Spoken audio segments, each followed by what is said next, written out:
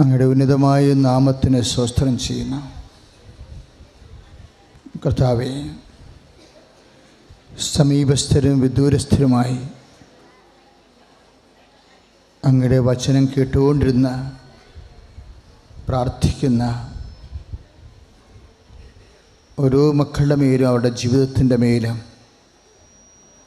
പരിശുദ്ധ അമ്മയുടെ മധ്യസ്ഥതയിൽ ഈശോയുടെ വലിയ കാരുണ്യത്താൽ ദൈവത്തിൻ്റെ കൃപ ചൊരിയട്ടെ. സ്തുതിക്കട്ടെ. ഹല്ലേലൂയ, ഹല്ലേലൂയ, ഹല്ലേലൂയ, ഹല്ലേലൂയ, ഹല്ലേലൂയ, ഹല്ലേലൂയ. യേശുവേ നന്ദി. ഹല്ലേലൂയ, ഹല്ലേലൂയ, ഹല്ലേലൂയ. യേശുവേ, യേശുവേ, യേശുവേ, യേശുവേ, യേശുവേ. ഹല്ലേലൂയ, ഹല്ലേലൂയ, ഹല്ലേലൂയ, ഹല്ലേലൂയ, ഹല്ലേലൂയ. യേശുവേ, യേശുവേ, യേശുവേ, യേശുവേ, യേശുവേ, യേശുവേ. ഓ ദിവ്യകാരുണ്യ സ്നേഹമേ. യേശുവേ, ഹല്ലേലൂയ, ഹല്ലേലൂയ, ഹല്ലേലൂയ, ഹല്ലേലൂയ.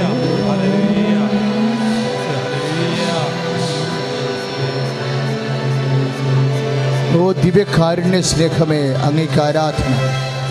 ഓ ദിവ്യകാരുണ്യ സ്നേഹമേ, അങ്ങേക്കൊരായിരം സ്തോത്രമേ. ഒരുമിച്ച് പാടുക.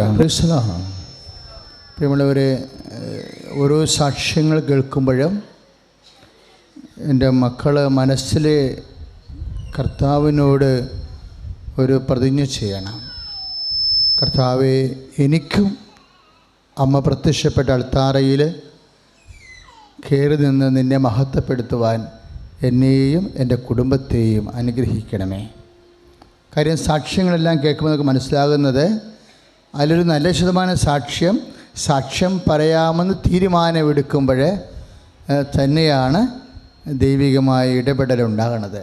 കാരണം നമ്മുടെ ഉടമ്പടി പ്രാർത്ഥനയുടെ സ്പിരിറ്റ് എന്താണെന്ന് എന്നോട് ചോദിച്ചാൽ ഞാൻ പറയും പ്രത്യക്ഷീകരണ പ്രാർത്ഥനയാണെന്ന് പറയും. കാര്യം ഉടമ്പടി പ്രാർത്ഥനയ്ക്ക് മുമ്പ് അമ്മ നമുക്ക് നൽകിയത് പ്രത്യക്ഷീകരണ പ്രാർത്ഥനയായിരുന്നു.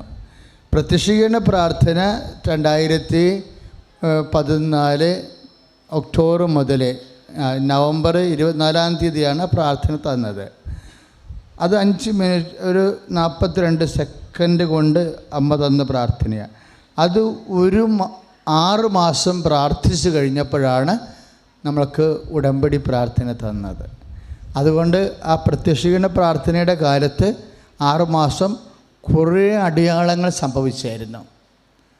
ആ അടയാളങ്ങൾ സംഭവിച്ച കാരണം പിന്നെ ഉടമ്പടി പ്രാർത്ഥന തന്നപ്പോൾ ഞാൻ ആ പ്രത്യക്ഷീകരണ പ്രാർത്ഥന കളഞ്ഞില്ല, മാറ്റിവെച്ചില്ല. അപ്പോൾ എനിക്ക് മനസ്സിലായി പ്രത്യക്ഷീകരണ പ്രാർത്ഥനയിലാണ് ജീവൻ ഇരിക്കുന്നത്.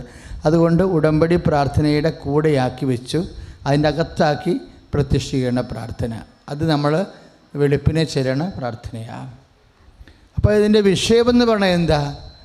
അമ്മ മാതാവ് പ്രത്യക്ഷപ്പെട്ട വിഷയം തിരുസഭ ഏറ്റെടുക്കണം. അതാണ് മാതാവിൻ്റെ ഉദ്ദേശം. അതറിഞ്ഞ് വേണം ഈ ഉടമ്പടി ചെയ്യുന്ന സഹോദരങ്ങൾ അതിൻ്റെ മർമ്മം അറിയണം. അതായത് ഈ ഇത്രയും വലിയ സാക്ഷ്യങ്ങളല്ല, ഇനി 10,000-കണക്കിന് സാക്ഷ്യങ്ങളുണ്ടാവും. ഇപ്പോൾ ഒരു ചേട്ടായിയുടെ സാക്ഷ്യം കേട്ടില്ലേ? എൻ്റെ അപ്പൻ മരിക്കുകയില്ല.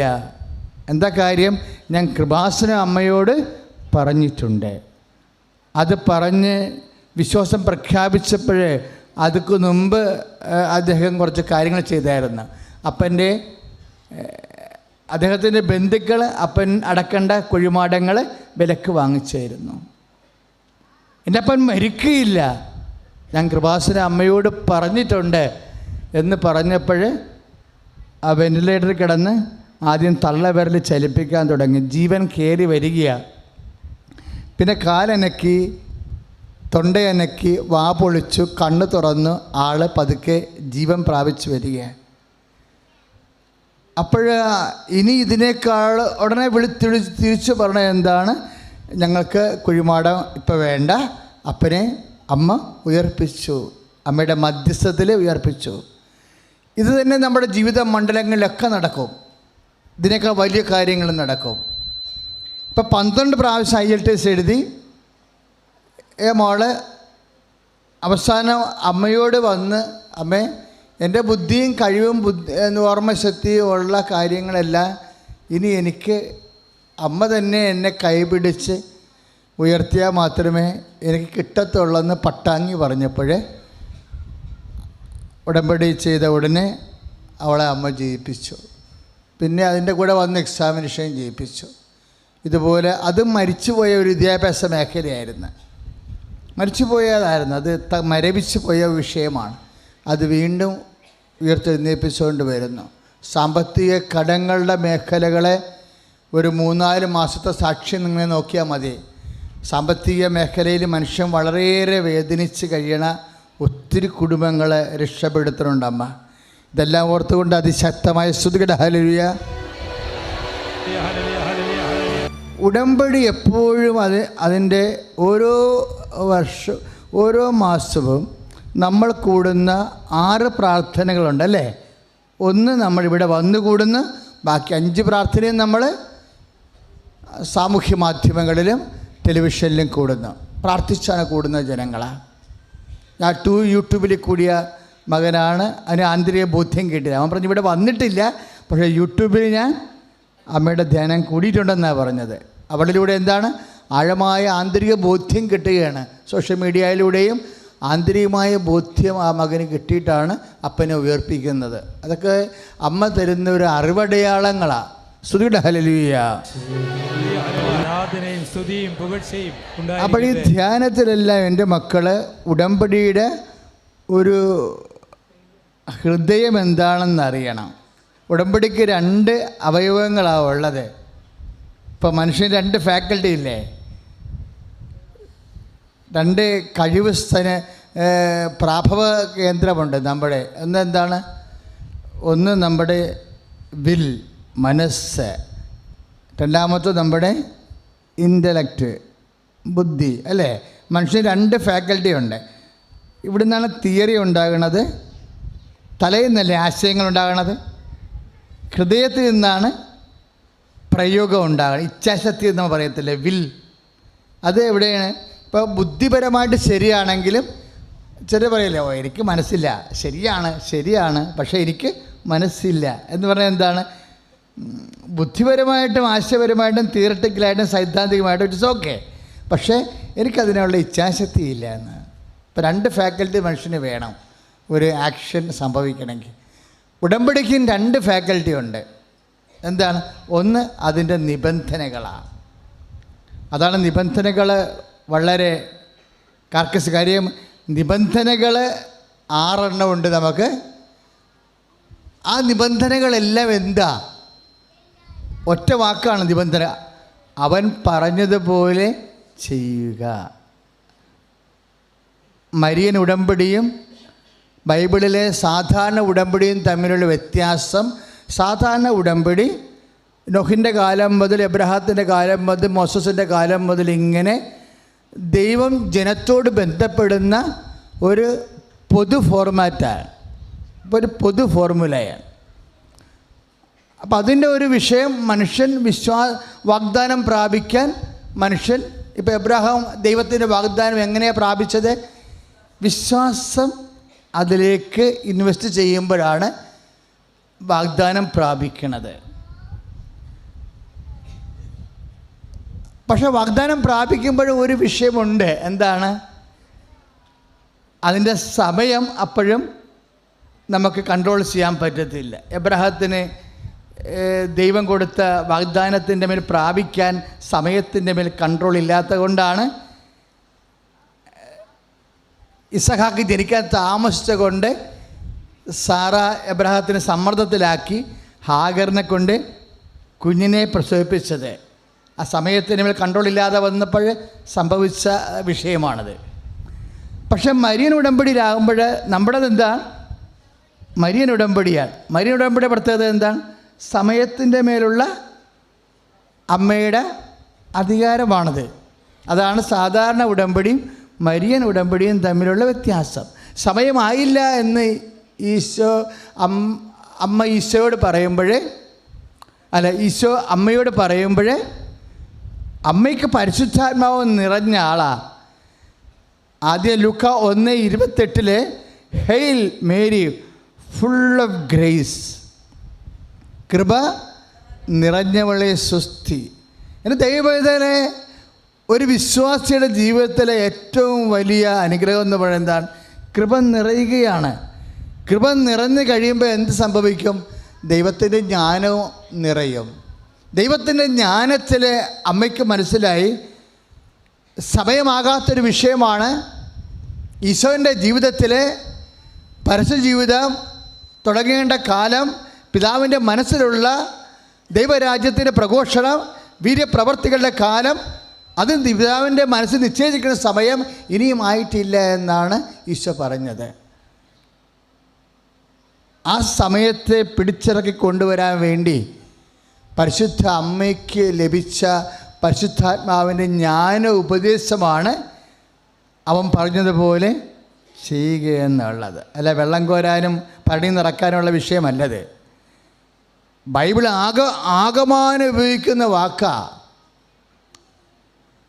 ഇതുപോലെയുള്ള ഒരു പ്രതിസന്ധി സീനായി മലമുകളുടെ താഴ്വരയിൽ സംഭവിക്കും. എന്താണ് സംഭവിക്കുന്നത്? മോസസിനെ അവർ രഹസ്യമായിട്ട് കൊല്ലാൻ തീരുമാനിക്കും. അവരുടെ മനസ്സതാണ് വെളിപ്പാക്കുന്നത്. എന്താ കാര്യം? വാഗ്ദാന നാട് പ്രാപിക്കുക എന്നുള്ളത് നിസ്സാരമായ കാര്യമല്ല. അതിന് ഏറ്റവും വലിയ പ്രശ്നം എന്താണ്? ജെറിക്കോ കോട്ടയാണ്. ജെറിക്കോ കോട്ട രാക്ഷസന്മാരുടേതാണ്.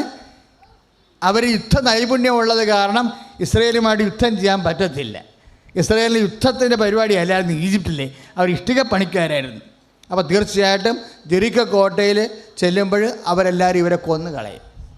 ബാക്കി കുറേ പേര്, 1-2 പേര്, 1,00,000 പേര് അവശേഷിച്ചാലും ജോർദാൻ നദി ചെല്ലുമ്പോൾ അവിടെയും പ്രശ്നമാകും. എന്താണ്? ജോർദാൻ കരകവിഞ്ഞൊഴുകുമ്പോൾ ഈ ആൾക്കാരെ എത്ര വള്ളത്തിനകത്തോട്ട് കിടക്കാൻ പറ്റും?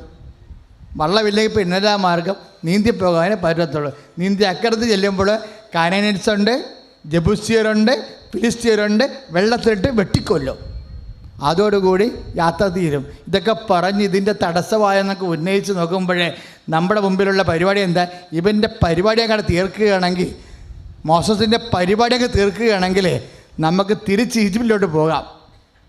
അവിടെ അടിമയായി ജീവിച്ചാലും കുഴപ്പമില്ല, ഭക്ഷണം കിട്ടും. അപ്പോൾ ജനങ്ങളുടെ ഇടയിൽ പാളയത്തിൽ പടയായി. അതിൻ്റെ അങ്ങനെയുള്ള ഛിദ്ര ചിന്തകൾ ജനങ്ങളുടെ ഇടയിൽ വന്ന് നിരാശ പിടിച്ചിരിക്കുന്ന സമയത്ത് ആണ് മോസസ് ഉടമ്പടി മല അടിവാരത്തിലേക്ക് ഇവരെ കൊണ്ടുവരണം. എന്നിട്ട് യഹോവയുടെ തിരുസന്നിധിയിൽ കണ്ണീരിടും. ജീവിതം വഴിമുട്ടുമ്പോഴാണ് നീ ഉടമ്പടി മലയിൽ വരേണ്ടത്. കൈ അടിച്ച് കർത്താവിനുള്ള ഹല്ലേലൂയ. പരമദിവ്യകാരുണ്യത്തിന് ഏറ്റു പ്രാർത്ഥി. കർത്താവായ ദൈവമേ, ജീവിക്കുന്ന അങ്ങയുടെ സന്നിധാനത്തിൽ ആരാധന നടത്തുന്ന ഓരോ മകനെയും മകളെയും നീ ആശീർവദിക്കണമേ. ഈ ശുശ്രൂഷ ലോകാന്തരങ്ങളിലെ ഇരുന്നു കൊണ്ട് മാധ്യമങ്ങളിലെ പ്രാർത്ഥിച്ച് പങ്കെടുക്കുന്ന ഓരോ മകനെയും മകളെയും ഇപ്പോൾ സ്പർശിക്കണമേ. ദൈവത്തിന്റെ കരുണ ചൊരിയട്ടെ.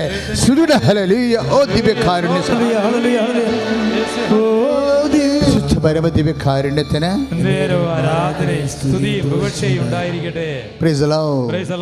അപ്പോൾ ദൈവം പറഞ്ഞു, ഇത്രയും വിഷമിക്കേണ്ട, നിന്റെ ചങ്ക് പതറേണ്ട കാര്യമില്ല.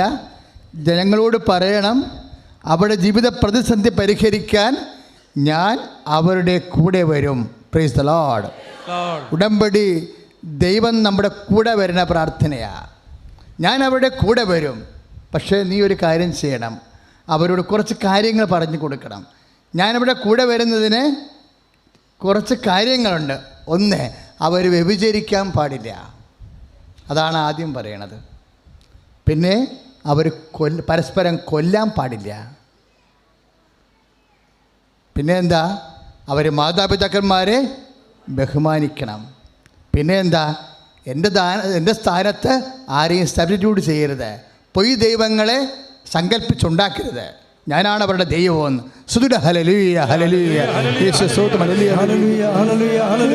പരമദിവ്യകാരുണ്യത്തിന്. അപ്പോൾ ഉടമ്പടിയുടെ എൻ്റെ മക്കൾ ഓർക്കണം, എന്തോ ഒരു ഈ 10 കൽപ്പന കേൾക്കുമ്പോൾ നിങ്ങളുടെ കണ്ണ് നിറയണം. എന്താ കാര്യം എന്നറിയാവോ? ആ 10 കൽപ്പന പാലിപ്പിച്ചുകൊണ്ട് ദൈവം നമ്മളെ നിർഗുണന്മാരാക്കാൻ വേണ്ടി ചെയ്തതല്ല. എന്തിനാണ്? ദൈവത്തിൻ്റെ സാന്നിധ്യം നിൻ്റെ ജീവിതത്തിൻ്റെ ജെറിക്കോ കോട്ട പൊടിക്കാൻ, നിൻ്റെ ജീവിതത്തിൻ്റെ കണ്ണീരിൻ്റെ ജോർദാൻ നദി വറ്റിക്കാൻ നിൻ്റെ ദൈവം നിൻ്റെ കൂടെ വരാനുള്ള ദൈവത്തിൻ്റെ ഗാഢമായ ആഗ്രഹമാണ് ദൈവത്തിൻ്റെ കൽപ്പനയായിട്ട് നമുക്ക് തന്നിരിക്കുന്നത്. കൈ അടിച്ചു കിടത്താൻ വയറിന് താഴേക്ക് ഇങ്ങനെ ഊടിൻ്റെ താഴേക്കുള്ള വശങ്ങളിങ്ങനെ പഴുത്ത കുരുക്കൾ കാണുന്നുണ്ട്. അതിൻ്റെ വയറിൻ്റെ ഉള്ളിൽ പൊള്ളണ പോലെയും തോന്നുന്നുണ്ട്. ഉദര രോഗമുള്ളവരെ കർത്താവ് സുഖപ്പെടുത്തുന്ന സമയമാണ്. അതിശക്തമായി ഉദര രോഗമുള്ളവരെ വയറ്റി കൈവച്ചുകൊണ്ട് ശ്രദ്ധിക്കട്ടെ. ഉദര രോഗമുള്ളവരെ വയറ്റി കൈവച്ചുകൊണ്ട് ശ്രദ്ധിക്കട്ടെ. ഹല്ലേലൂയ, ഹല്ലേലൂയ. ജനങ്ങളോട് മോസസ് പറഞ്ഞു, കർത്താവ് നമ്മുടെ കൂടെ വരാമെന്ന് പറഞ്ഞിട്ടുണ്ട്. ഇനി ജോർദാനെ നമ്മൾ പേടിക്കണ്ട, ഒരു വള്ളവും നമ്മൾ തിരക്കണ്ട. 6 ലക്ഷം പേരെ ഈ ജോർദാൻ വറ്റിച്ചുകൊണ്ട് വരണ്ട ഭൂമിയിലൂടെ നമ്മുടെ കൈക്ക് പിടിച്ചുകൊണ്ട് നമ്മുടെ ദൈവം വാഗ്ദാന നാട്ടിൽ നമ്മളെ എത്തിക്കും. ഇനി ജെറിക്കോ കൊണ്ട് നമ്മൾ ഭയപ്പെടേണ്ട കാര്യം. മോസസിൻ്റെ കാലം വരെ ദൈവം പറഞ്ഞുകൊണ്ടിരുന്ന വാക്കുണ്ട്, നിങ്ങൾ മൗനമായിരുന്നാൽ മതി, കർത്താവ് നിങ്ങൾക്ക് വേണ്ടി യുദ്ധം ചെയ്യുമെന്ന്. അതാണ് ഉടമ്പടി.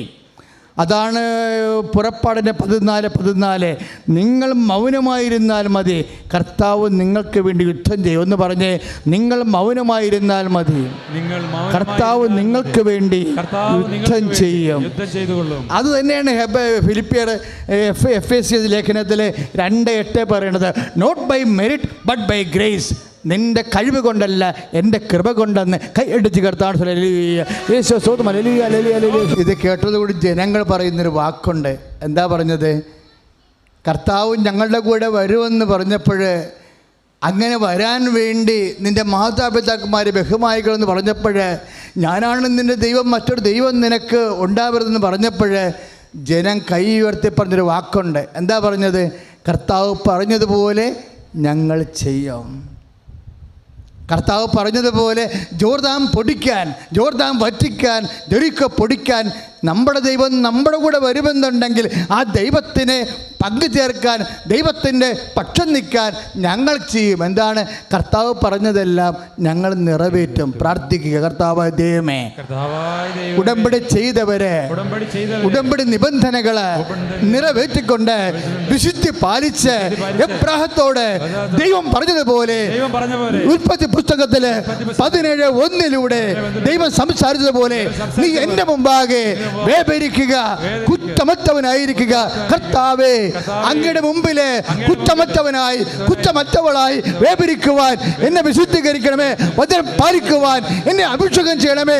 സുദുര ഹല്ലേലൂയ. ആദ്യകാലം മുതൽ പറയണതാണ്. എന്താണ്?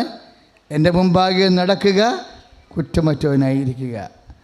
അങ്ങനെ വന്നാൽ നിൻ്റെ വിശുദ്ധിയിലെ ഞാൻ നിൻ്റെ കൂടെ സഞ്ചരിക്കും.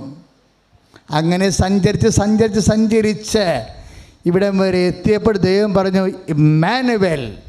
ഇതും ഉടമ്പടി വാഗ്ദാനത്തിൻ്റെ ഭാഗമാണ്.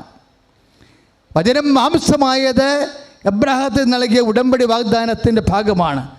നിനക്ക് നിൻ്റെ സന്തതിക്ക് ഞാൻ അവകാശമായി നൽകുമെന്ന് പറയുമ്പോൾ സന്തതികൾക്കല്ല, യേശുക്രിസ്തുവിനെ ഉദ്ദേശിച്ചതെന്ന് ഗലാത്യർ 3:15-16 പറയണത് കർത്താവിനെ ഉദ്ദേശിച്ചാണ്.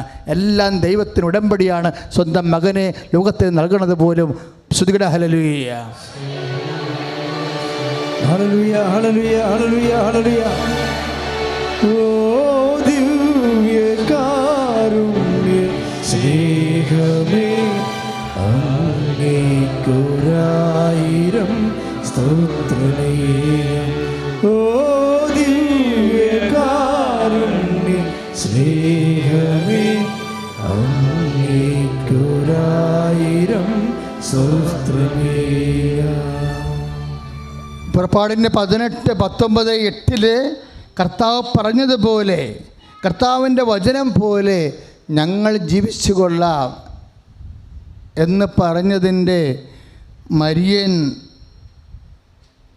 വാക്കാണ് അവൻ പറഞ്ഞതുപോലെ ചെയ്യുക എന്നുള്ളത്. നമ്മൾ ഉടമ്പടിയിലെ അമ്മയുടെ അനുഗ്രഹത്തിൻ്റെ സൂത്രവാക്യങ്ങൾ ഉപയോഗിച്ചിരിക്കുന്നത്.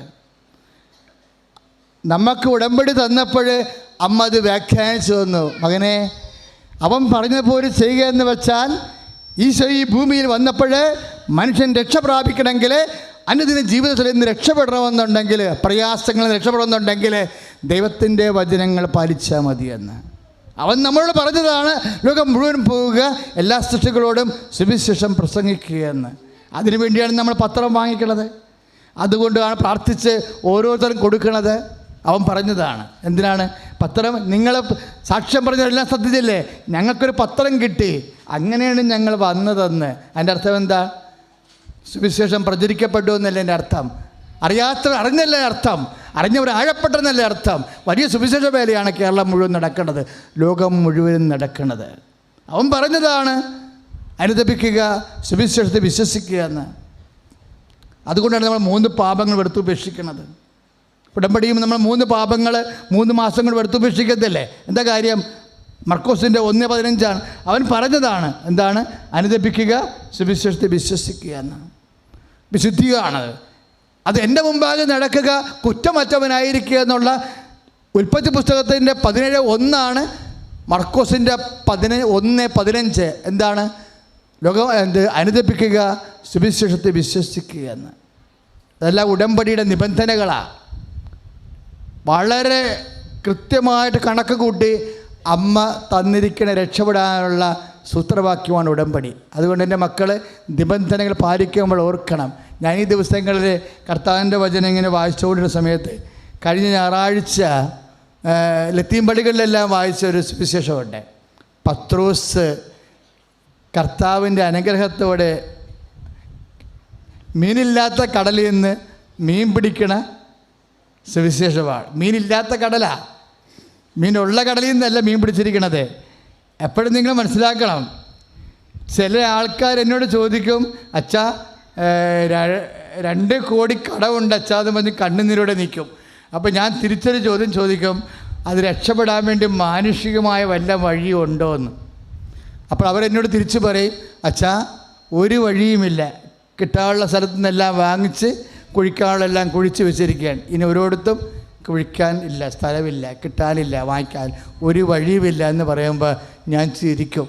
സന്തോഷത്തോടെയാണ് ചിരിക്കുന്നത്. എന്താ കാര്യം എന്നറിയാവോ?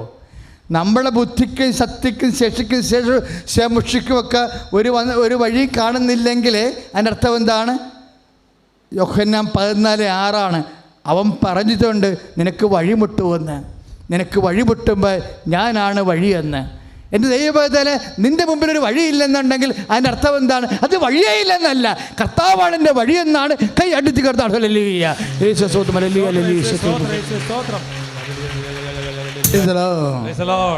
അപ്പോൾ വചനം പ്രഘോഷിച്ച് കഴിഞ്ഞതിന് ശേഷം ഈശോ പത്രോസിനോട് പറഞ്ഞു. എന്താ പറഞ്ഞത്? മീൻ പിടിക്കാനായി ആഴങ്ങളിലേക്ക് നീക്കി വലയിറക്കുക എന്ന് പറഞ്ഞു. അപ്പോൾ പത്രോസ് എന്നാ പറഞ്ഞത്? കർത്താവേ, രാത്രി മുഴുവനും പണിയെടുത്തിട്ടും ഞങ്ങൾക്ക് ഒന്നും കിട്ടിയില്ല. മത്സ്യത്തൊഴിലാളി സഹോദരൻ ഇവിടെ ഉണ്ടെങ്കിൽ അവർക്ക് മനസ്സിലാവുന്ന ദുരന്തം എന്താണെന്ന്. രാത്രി മുഴുവനും പണിയെടുത്തിട്ട് ഞങ്ങൾക്ക് ഒന്നും കിട്ടിയില്ല. എന്താ കാര്യം എന്നറിയാവോ? ഈ രാത്രി മത്സ്യത്തൊഴിലാളികൾ സാധാരണ പണിക്ക് പോകുന്നത് ഈ സീസണിലൊക്കെ നിരോധിച്ചിരിക്കുക. പണ്ട് നിരോധനം ഉണ്ടായിരുന്നു. എന്തുകൊണ്ടാണ് രാത്രി പണിക്ക് പോകാൻ കാരണം? പകല് ഇതുപോലെ സമ്മർ സീസൺ ആകുമ്പോൾ, ഇപ്പോൾ വേനലല്ലേ, വേനൽക്കാലം ആകുമ്പോൾ വെള്ളം ചൂട് പിടിക്കും. നമ്മുടെ ചൂടിനേക്കാളും മിക്കവാറും 45 സെൻറ്റിഗ്രേഡൊക്കെയാണ് ഗലീലിയ കടലേ. നമുക്കവിടെ ചെല്ലുമ്പോൾ അറിയാം, വേർത്ത മാറത്തില്ല. നമുക്ക് 32 വരുമ്പോൾ അവർക്ക് 42 ഡിഗ്രി ചൂടാണ്, കൂടുതലാണ്. ഈ വെള്ളം ചൂട് പിടിച്ച് കഴിഞ്ഞാൽ അവിടെ കുഴപ്പം എന്താ? മീനൊന്നും മുകളിൽ വരത്തില്ല. സുവിശേഷം പഠിക്കുമ്പോഴേ അതിൻ്റെ ഒരു 16 ലേബനുണ്ട്. എന്ന് വെച്ച് കഴിഞ്ഞാൽ അത് ഡിറൈവ് ചെയ്ത് വന്ന ആ ഒരു സിറ്റുവേഷൻ, ആ ഒരു സാഹചര്യം ഉരുത്തിരിഞ്ഞ് വന്ന അതിൻ്റെ കാലാവസ്ഥയും അതിൻ്റെ കൾച്ചറും നമ്മൾ അറിഞ്ഞു കഴിഞ്ഞാൽ വചനം എന്തുമാത്രം ഷാർപ്പാണെന്ന് അറിയാൻ പറ്റും. ഈ വെള്ളം ചൂട് പിടിച്ചു കഴിഞ്ഞാൽ മത്സ്യങ്ങളൊന്നും മോളി വരത്തില്ല. മത്സ്യമീൻ എവിടെ പോയി നിൽക്കും? 100-300 അടി താഴെ പോയി നിൽക്കും. ഇവർക്കുള്ളത് ട്രോളിംഗ് നെറ്റല്ല, പെരസ്യൂ നെറ്റ്സാണ്, കോരുവലയാണ്. ദാറ്റ് മീൻസ് കടലിൻ്റെ ഭാഗം അടിഭാഗം ഒരു 50 മീറ്റർ താഴെ പോകും. 50 മീറ്റർ താഴെയാണ് ഇതിൻ്റെ നെറ്റൊക്കെ എന്തെങ്കിലും വെയിറ്റൊക്കെ പോണത്. മുകളിൽ പൊങ്ങി കിടക്കും, വല ഇങ്ങനെ വായും പൊളിച്ചൊക്കെ കടലിൽ കിടക്കും. അതിൻ്റെ പക്ഷേ മീൻ എവിടെ വരത്തില്ല. മീൻ എവിടെ കിടക്കണത്? 300 അടി താഴ്ചയിലായിരിക്കും, തണുപ്പിൽ പോയി നിൽക്കുകയുള്ളൂ. അത് കാരണം ഇവിടെ എന്ത് ചെയ്യും? രാത്രിയാകാൻ കാത്തിരിക്കും. രാത്രിയാകുമ്പോൾ വെള്ളം തണുക്കും. ഒരു രാത്രി 12 മണി കഴിയുമ്പോൾ വെള്ളം തണുക്കും, മുകളിലെ വെള്ളം തണുക്കും. വെള്ളം തണുക്കുമ്പോഴേ അടിയിലുള്ള മീനെല്ലാം കൂടി മുകളിലോട്ട് വരും. അപ്പോഴാണ് രാത്രി പണിക്ക് പോകുമ്പോൾ കിട്ടണത്. ഇപ്പോൾ അപ്പോസ്തലൻ എന്നാ പറയണത്?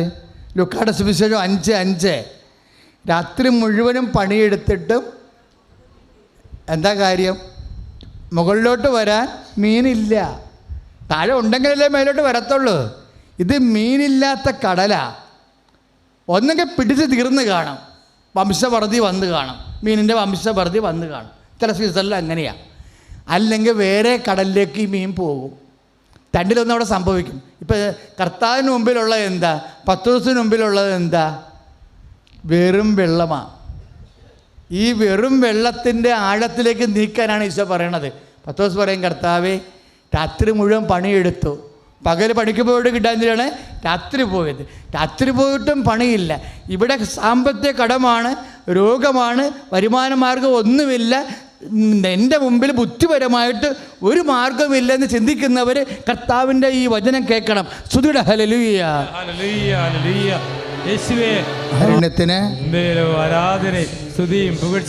അപ്പോൾ നമ്മുടെ ബുദ്ധിക്കോ ശക്തിക്കോ സ്വാധീനത്തിനോ നമ്മളെ രക്ഷപ്പെടാനുള്ള ഒരു മാർഗവും നിൻ്റെ മുമ്പിലില്ലെന്ന് വിചാരിച്ചോ? ചില ആൾക്കാരൊക്കെ വന്ന് എന്നോട്, അച്ഛാ ഹൈക്കോടതിയും തള്ളി എന്നൊക്കെ പറയും കേസ്. അപ്പോഴും ആ കേസ് നമ്മളെടുക്കും. എന്താ കാര്യം? ഇതെല്ലാ കേസിനും പിടിക്കാൻ വേണ്ടി ഒരാളുണ്ടല്ലോ ഇവിടെ, അല്ലേ? അപ്പം ഞാൻ പറയും, വിശ്വസിക്കുക മാത്രം ചെയ്യുമെന്ന് ഈശോ പറയും. കൊച്ചു മരിച്ചു പോയെന്ന് പറയുമ്പോൾ ഈശോ എന്നാ പറയണത്? വിശ്വസിക്കുക മാത്രം ചെയ്യും. ജയരൂസിൻ്റെ വീട്ടിലോട്ട് പോകുമ്പോഴെന്താ പറയണത്? വിശ്വസിക്കുക. അവർ പറയാം, തിരിച്ചവനവർ പറയാം, കുട്ടി മരിച്ചു, ഇനി ഗുരുവിനെ ബുദ്ധിമുട്ടിക്കേണ്ടെന്ന് പറയുമ്പോൾ കർത്താവ് പറയും, വിശ്വസിക്കുക മാത്രം ചെയ്യുക.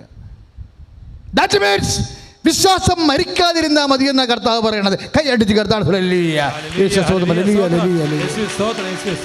കൊച്ചു മരിക്കട്ടെ, നിന്റെ വഴി മുട്ടട്ടെ, നിന്റെ വിശ്വാസം മരിക്കാതിരുന്നാൽ മതി എന്ന് കർത്താവ് നിന്നോട് പറയുന്നു.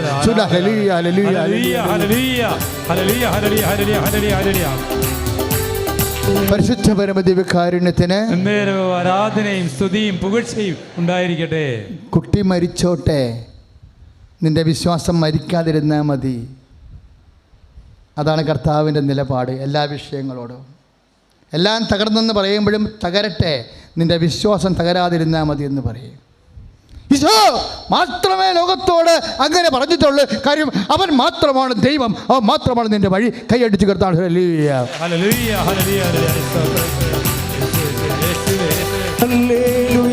ജയം ഹല്ലേലൂയ, യേശു കർത്താവ് ജീവിക്കുന്നു.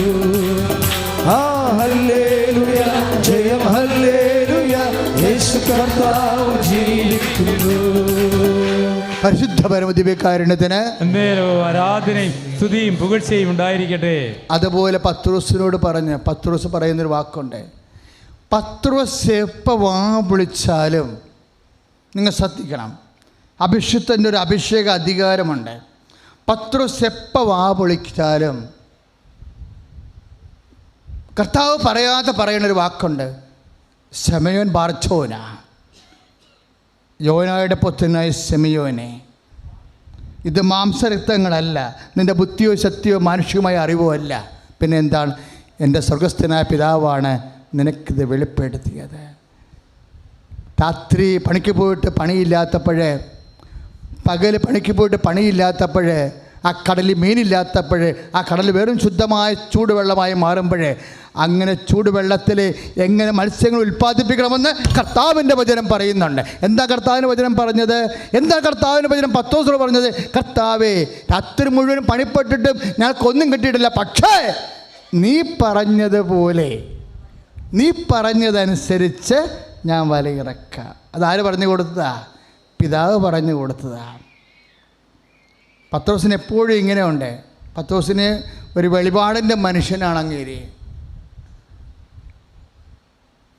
ജീവിക്കാനുള്ള മാർഗം, ഒരു പ്രതിസന്ധി അതിജീവിക്കാൻ മനുഷ്യരാശിക്കുള്ള മാർഗം, ഈശോ കഴിഞ്ഞാൽ പിന്നീട് കർത്താവിൻ്റെ പിൻഗാമിയായി ലോകത്തെ നയിക്കേണ്ടത് പത്രോസാണ്. അതുകൊണ്ട് പത്രോസിനോട് ദൈവം സംസാരിക്കും. അതുകൊണ്ട് ഈശോ പറയും, ശമയോൻ, മാംസരക്തങ്ങളല്ല, എൻ്റെ സ്വർഗസ്ഥനായ പിതാവാണ് ഇത് നിനക്ക് വെളിപ്പെടുത്തിയത്. പത്രോസിൻ്റെ വേറെയും വെളിപാടുണ്ട്, പിതാവ് വെളിപ്പെടുത്തിയ വെളിപാട്.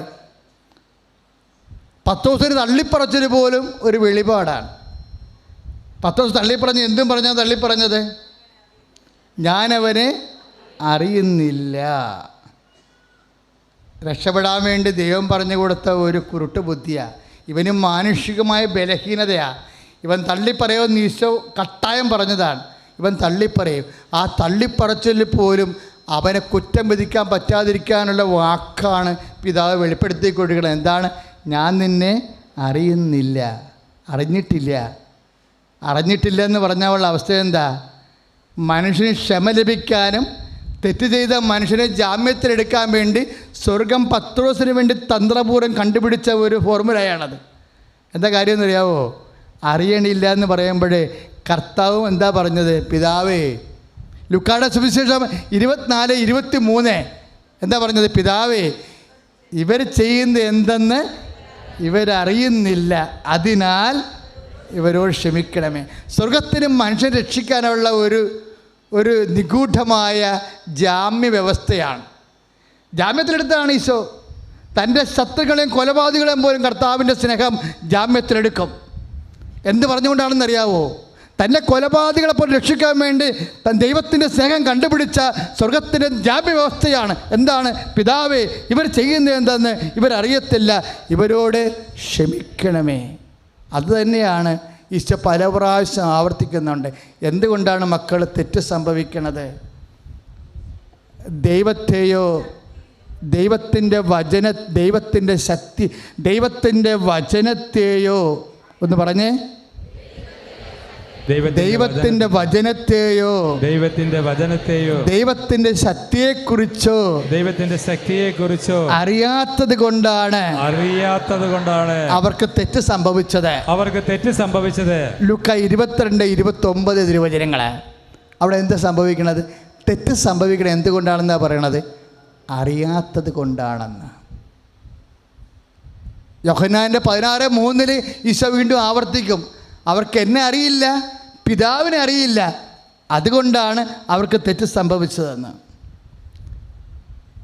യോഹന്നാൻ 16:3 അവർക്ക് പിതാവിനെ അറിയില്ല, എന്നെയും അറിയില്ല, അതുകൊണ്ടാണ് തെറ്റ് സംഭവിച്ചത്. അറിയാതെയാണ് ചെയ്തതെങ്കിൽ അല്പമേ പ്രഹരമേൽക്കത്തുള്ളൂ എന്നൊരു വചനമുണ്ട്. ലുക്ക 12:24 നീ അറിയാതെയാണ് ചെയ്തതെങ്കിൽ അല്പമേ പ്രഹരമേൽക്കത്തുള്ളെന്ന്. ആ നിഗൂഢമായ രഹസ്യമാണ് പത്രോസിന് ജാമ്യത്തിലെടുക്കാൻ വേണ്ടി ദൈവം പത്രോസിന് വെളിപ്പെടുത്തി കൊടുക്കുന്നത്. പത്രോസ് പറഞ്ഞു, എനിക്കറിയില്ല എന്ന് പറഞ്ഞു. ആ വാക്കിൽ വെച്ച് വാസ്തവത്തിൽ ആ ഒരു വാക്കുകൊണ്ട്, മനുഷ്യ നിൻ്റെ വാക്കുകൊണ്ട് തന്നെ നിന്നെ വിധിക്കുമെന്ന് ഈശോ പറഞ്ഞിട്ടുണ്ട്. ഞാനിത് പറയണത് കാരണം എന്താ അറിയോ? ഇത് ദൈവത്തിൻ്റെ ഒരു മനസ്സ് ദൈവ പൈതൽ മനസ്സിലാക്കി ആ ദൈവത്തിലേക്ക് നീ എത്ര നീചനായാലും എത്ര നികഷ്ടമായ സാഹചര്യത്തിൽ ജീവിച്ചെങ്കിലും നിനക്ക് നിരാശ ഉണ്ടെങ്കിൽ ദൈവം നിന്നെ വിളിക്കുകയാണ്, നീ തിരിച്ചു വരണമെന്ന്. നിന്നെ ജാമ്യത്തെടുക്കാൻ വേണ്ടി ഇല്ലാത്ത വാക്കും ഇല്ലാത്ത വകുപ്പ് കണ്ടുപിടിച്ചുകൊണ്ട് ദൈവവചനം കാത്തിരിക്കുന്നു.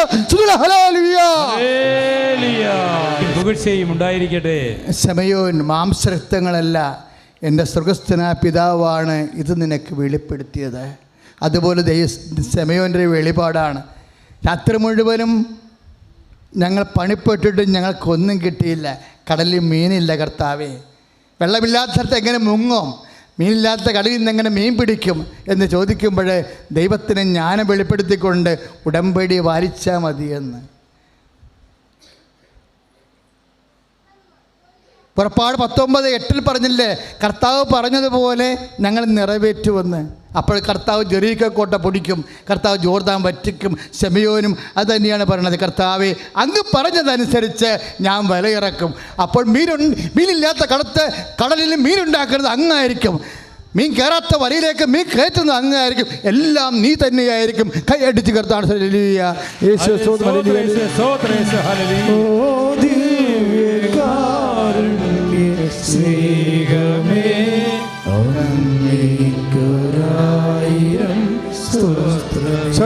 രോഗസൗഖ്യ പ്രാർത്ഥനയിലേക്കും ജീവിത ദുരിതങ്ങളുടെയും തടസ്സ നിവാരണ പ്രാർത്ഥനയിലേക്ക് നമ്മൾ പ്രവേശിക്കുകയാണ്.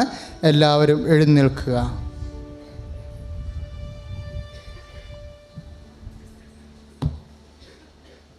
സന്തോഷത്തിൽ എഴുന്നേൽക്കുക.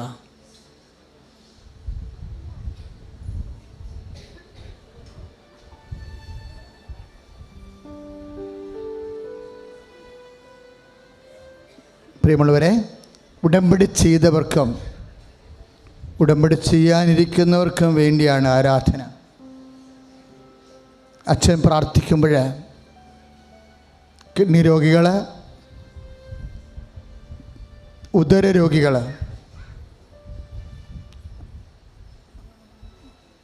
ഹൃദയ രോഗികൾ സാക്ഷ്യങ്ങൾ കേൾക്കുമ്പോൾ നമുക്ക് മനസ്സിലാകും 15 മില്ലിയൊക്കെ ദൂരമുള്ള ദൂരങ്ങളാണ് കർത്താവ് പെട്ടെന്ന് നടക്കുന്നത്. കൃപാസനം പത്രത്തെ ആശീർവദിച്ചാണ് നിങ്ങൾക്ക് നൽകിയിരിക്കുന്നത്. ചില മക്കൾ അതൊക്കെ കൊണ്ട് വലിയ കാര്യങ്ങൾ നേടുന്നുണ്ട്. അവിടെ സാക്ഷ്യങ്ങൾ കേൾക്കുമ്പോഴാണ് നമുക്ക് കർത്താവിൻ്റെ ശക്തിയെക്കുറിച്ചും കർത്താവ് പത്രത്തെ ഒരു ഉപകരണമാക്കുന്നതിനെക്കുറിച്ചൊക്കെ നമുക്ക് ഒരു അറിവ് കിട്ടുന്നത്. അത് ഞങ്ങളാരും ഇവിടുന്ന് പറഞ്ഞു കൊടുക്കുന്ന അറിവല്ല, അത് ജനങ്ങൾക്ക് അനുഭവം കൊണ്ട് ബോധ്യമാകുന്ന ദൈവത്തിൻ്റെ ചില ആന്തരിക വെളിപാടുകളാണ്. അതുകൊണ്ടാണ് ആ ചേച്ചി പറയണത്, അമ്മയെ ആശുപത്രി കൊണ്ടുപോകുമ്പോൾ ICU ആംബുലൻസിൻ്റെ ഉള്ളിൽ അമ്മ കിടക്കുമ്പോൾ മരവിച്ച തലയുടെ താഴെ പത്രം വെച്ചിരിക്കണം.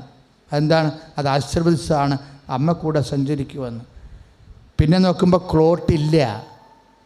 അമ്മ പറഞ്ഞു ഞാൻ ഒറ്റയ്ക്ക് നടന്ന് പോയിക്കൊള്ളാമെന്ന് പറഞ്ഞു. ജഡം പോലെ ഈ ശവം പോലെ കിടന്ന അമ്മയാണ് പറയണത് ഞാൻ ഒറ്റയ്ക്ക് നടന്ന് ഡോക്ടറെ അടുത്ത് പോയിക്കൊള്ളാമെന്ന്. നമ്മളിതെല്ലാം വലിയ കാര്യങ്ങളാണ് കേട്ട് പിരിയണത്. അപ്പോൾ നിങ്ങൾ സന്തോഷത്തോടെ ഇരിക്കണം. നിങ്ങൾ അവൻ പറഞ്ഞതുപോലെ ചെയ്യണം. ഒന്ന് പറഞ്ഞേ, കർത്താവേ ഉടമ്പടി വചനമനുസരിച്ച് നിന്റെ വാഗ്ദാനം പ്രാപിക്കാൻ പരിശുദ്ധ അമ്മയെ പോലെ വിശുദ്ധ പത്രോസ് പറഞ്ഞതുപോലെ നീ പറഞ്ഞതുപോലെ ചെയ്തു കൊള്ളാവുന്ന ഞങ്ങളുടെ വാഗ്ദാനം ഞങ്ങൾ നവീകരിക്കുന്നു. കാരുണ്യത്തിന് മക്കളെ, നെഞ്ച്, അതായത് ശ്വാസകോശവും കരളും ഹൃദയവും പിന്നെ കിഡ്നി, ഇത്രയും ഗുരുതരമായ രോഗങ്ങൾക്ക് വേണ്ടി പ്രാർത്ഥിക്കുന്ന സമയമാണിത്. നിങ്ങൾ ദയവായി ആ രോഗമുള്ളവർ ഇവിടെ ഉണ്ടെങ്കിൽ അവർ നെഞ്ചിലും കിഡ്നി ഇരിക്കുന്ന നടുവിലും കൈവച്ചുകൊണ്ട് സ്തുതിക്കുന്നു. അതുപോലെ തന്നെ തൈറോയ്ഡ് രോഗികൾ, ഒത്തിരി ആൾക്കാർക്ക് കടുത്ത വേദന അനുഭവിക്കുന്ന, ജീവിതം താളം തെറ്റിക്കുന്ന രോഗമാണ് തൈറോയിഡ്. അവിടെയെല്ലാം കൈകൾ വെച്ചുകൊണ്ട് അച്ഛൻ പ്രാർത്ഥിക്കുമ്പോൾ നിങ്ങൾ സ്തുതിക്കേണ്ടതാണ്. ഞാൻ പറയാം, അസ്ഥി ദ്രവിക്കുന്നവരെ, അസ്ഥിക്കുഴയുള്ളവർ, കുറേ സാക്ഷികൾ നമ്മൾ കേട്ടു. സർവാംഗം വേദന ഉണ്ടായിരുന്ന വ്യക്തികൾ കർത്താവിൻ്റെ നാമത്തിൽ പൂർണ്ണ ആരോഗ്യവാന്മാരായി മാറിയത് നമ്മൾ കേട്ടു. കഴുത്തനക്കാൻ പറ്റാതിരുന്നവർ, കഴുത്തിന് ബലമില്ലായിരുന്നവരൊക്കെ സാക്ഷ്യം പറഞ്ഞു. ജോലി ചെയ്യാൻ പാടില്ലായിരുന്നവർ സാക്ഷ്യം പറഞ്ഞു. അങ്ങനെ പല പല സാക്ഷ്യങ്ങൾ കേട്ടു. ദൈവം ജീവനോടെ ആ ദൈവം തന്നെയാണ് ഇപ്പോഴേ പരിശുദ്ധ അമ്മയുടെ മധ്യസ്ഥതയിൽ നിൻ്റെ കിഡ്നികളെ സ്പർശിക്കാൻ പോകുന്നത്. നിനക്കും കർത്താവേ എനിക്കും അമ്മ പ്രത്യക്ഷപ്പെട്ട അൾത്താരയ്ക്ക് ഒരു സാക്ഷ്യം പറയുവാൻ എന്നെയും എൻ്റെ കുടുംബത്തെ അനുവദിക്കണമെന്ന് പ്രാർത്ഥിക്കുന്നു. അമ്മ പ്രത്യക്ഷപ്പെട്ട അൾത്താരയെ സാക്ഷ്യം പറയുവാൻ എന്നെയും എൻ്റെ കുടുംബത്തെ അനുവദിക്കണം പ്രാർത്ഥിക്കുന്നു. കർത്താവേ, അസ്ഥികളെ സ്പർശിക്കണം കർത്താവേ. അസ്ഥികളെ സ്പർശിക്കണ കർത്താവേ, അസ്ഥിക്കുഴകളെ സ്പർശിക്കണ കർത്താവേ, അസ്ഥിക്കുഴകള്, സന്ധി ബന്ധങ്ങള്, മാംസപേശികള്, രക്തഞരമ്പുകള് സ്പർശിക്കണമേ. തൈറോയ്ഡ് രോഗങ്ങളെ സ്പർശിക്കണമേ ഈശോ. ഹൃദയത്തെ സ്പർശിക്കണമേ ഈശോ. കുഞ്ഞു മക്കളുടെ തൊട്ട് മുതിർന്നവരുടെ ഹൃദയത്തെ സ്പർശിക്കണമേ ഈശോ. കരളിനെ സ്പർശിക്കണമേ, പാങ്ക്രിയാസിനെ സ്പർശിക്കണമേ, ഷുഗരോഗികളെ സ്പർശിക്കണമേ, ഷുഗരോഗികളെ സ്പർശിക്കണമേ, പ്രഷർ രോഗികളെ സ്പർശിക്കണമേ, അസ്ഥിവാദക്കാരെ സ്പർശിക്കണമേ, സന്ധിവാദക്കാരെ സ്പർശിക്കണമേ, എക്സിമയെ സ്പർശിക്കണമേ, പിസ്തലെ സ്പർശിക്കണമേ, തൈറോയ്ഡ് സ്പർശിക്കണമേ, വെരിക്കോസ് സ്പർശിക്കണമേ, ആദ്യ സ്പർശിക്കണമേ, മനോരോഗത്തെ സ്പർശിക്കണമേ, എപ്പിലെപ്സിയെ സ്പർശിക്കണമേ, സമസ്വാരോഗത്തെ സ്പർശിക്കണമേ, മനോരോഗത്തെ സ്പർശിക്കണമേ, മാർഗരോഗങ്ങള്, മാർഗരോഗങ്ങള്, മാർഗരോഗങ്ങള്, തീരവേദികള്, തീരവേദികള്, യേശുവിന്റെ നാമത്തില്, യേശുവിന്റെ നാമത്തില്, യേശുവിന്റെ നാമത്തില് സൗഖ്യമാകട്ടെ. ഹല്ലേലൂയ. ഇവിടെയുള്ളവർ മാത്രമല്ല, അകലങ്ങളിലും ദൂരങ്ങളിലും അന്യരാജ്യങ്ങളിലും വരുന്നുകൊണ്ട് ആരാധനയിൽ പങ്കെടുക്കുന്ന എല്ലാ മക്കളും ശ്രദ്ധിക്കുക. സ്ഥലമില്ലാത്തവർക്ക് വേണ്ടി പ്രാർത്ഥിക്കാൻ പോകുന്നു, വീടില്ലാത്തവർക്ക് വേണ്ടി പ്രാർത്ഥിക്കാൻ പോകുന്നു.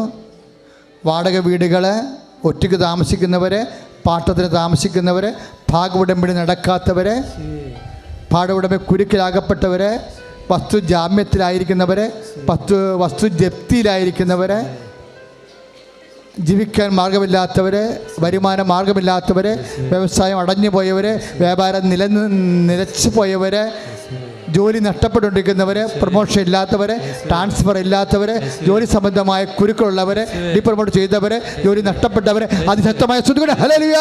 ഈശോ, ഈശോ, ഈശോ സ്പർശിക്കണമേ കർത്താവേ. ഈശോ, പല തരത്തിലുള്ള വേദനകൾ അനുഭവിക്കുന്നവരെ അങ്ങ് സ്പർശിക്കണമേ. യേശു ക്രിസ്തുവിന്റെ ഉന്നതമായ നാമത്തിൽ വ്യവസായ ദോഷങ്ങള്, ജോലി തടസ്സങ്ങള്, വീടില്ലാത്തവര്, സ്ഥലമില്ലാത്തവര്, ഭവനമില്ലാത്തവര്, സാമ്പത്തിക ബാധ്യതകള്, വിട്ടുപോയവര്, യേശു ക്രിസ്തുവിന്റെ നാമത്തില് എല്ലാ തടസ്സങ്ങളും കർത്താവിന്റെ നാമത്തില് മാറിപ്പോണ്. ഹല്ലേലൂയ. പരിശുദ്ധ പരമദിവ്യകാരുണ്യത്തിന് ആരാധനയും സ്തുതിയും പുകഴ്ചയും ഉണ്ടായിരിക്കട്ടെ. മക്കളെ, ഡേറ്റുകൾ ഓർക്കുക. കൃപാസനത്തിലെ അമ്മ, നിങ്ങൾക്കറിയാം, ഇവിടെ സമയം എപ്പോഴും സാക്ഷ്യത്തിൻ്റെ ഒരു വിഷയമാണ്. 22 കൊല്ലമായിട്ട് മക്കളില്ലാത്തവരെ, 40 വർഷമായി മദ്യപിക്കുന്നവരെ, 35 വർഷമായി സ്ഥലം വിൽക്കാത്തവർ, അങ്ങനെ പല സാക്ഷ്യങ്ങൾ പറയുന്നത്. എല്ലാം ഡേറ്റിട്ട സാക്ഷ്യം പറയണത്. കൃപാസനത്തിന് ഒരു പേജിൽ തന്നെ ഡേറ്റിട്ട് മാത്രമുള്ള സാക്ഷ്യങ്ങളുണ്ട്. അതിൻ്റെ കാരണം സമയഘടികാരം നെഞ്ചിച്ചാർത്തിയാണ് അമ്മ പ്രത്യക്ഷപ്പെട്ടത്. അതുകൊണ്ട് ഡേറ്റ് ആൻഡ് ടൈം പ്രധാനപ്പെട്ട വിഷയമാണ്. അതുകൊണ്ട് ഈ മാസത്തെ പ്രധാന ഡേറ്റുകൾ, നിങ്ങളുമായി ബന്ധപ്പെട്ട ഡേറ്റുകൾ പരിശുദ്ധ അമ്മ വഴി ഈശോയ്ക്ക് ഏൽപ്പിക്കേണ്ട സമയമാണ്. ശ്രദ്ധിക്കുക, ഈ സമയത്തുള്ള ഈ മാസം നിങ്ങൾ കടന്നു പോകേണ്ട പ്രധാനപ്പെട്ട ഡേറ്റുകൾ പരിശുദ്ധ അമ്മയ്ക്ക് ഏൽപ്പിക്കുക. ആ തീയതി അമ്മ ആ വിഷയത്തിൽ സാന്നിധ്യം നൽകിക്കൊള്ളും. ചിലപ്പോൾ പരീക്ഷാ ഡേറ്റ് ആയിരിക്കും, ചിലപ്പോൾ പ്രസവ ഡേറ്റ് ആയിരിക്കും, ചിലപ്പോൾ ഓപ്പറേഷൻ ഡേറ്റ് ആയിരിക്കും, ചിലപ്പോൾ ജപ്തി നടപടിക്കുള്ള ഡേറ്റ് ആയിരിക്കും, ചിലപ്പോൾ ലേലത്തിൻ്റെ ഡേറ്റ് ആയിരിക്കും, ചിലപ്പോൾ നൈപുണ്യ പരീക്ഷയുടെ MOHൻ്റെ ഹാദിൻ്റെ PT എക്സാമിനേഷൻ്റെ ഡേറ്റ് ആയിരിക്കും. What ever with the date you must remember now. നീ ഓർക്കുക ആ ഡേറ്റുകൾ, എന്ത് ഡേറ്റ് ആയാലും നിന്നെ സംബന്ധിക്കുന്ന പ്രധാനപ്പെട്ട ഡേറ്റുകൾ, ദൈവത്തിൻ്റെ അനുഗ്രഹം, പരിശുദ്ധ അമ്മയുടെ മധ്യസ്ഥം കിട്ടിയേ തീരുമെന്ന് പറയുന്ന തീയതികൾ, സമയം എല്ലാം നീ ഓർക്കുക, മൗനമായി ഓർക്കുക.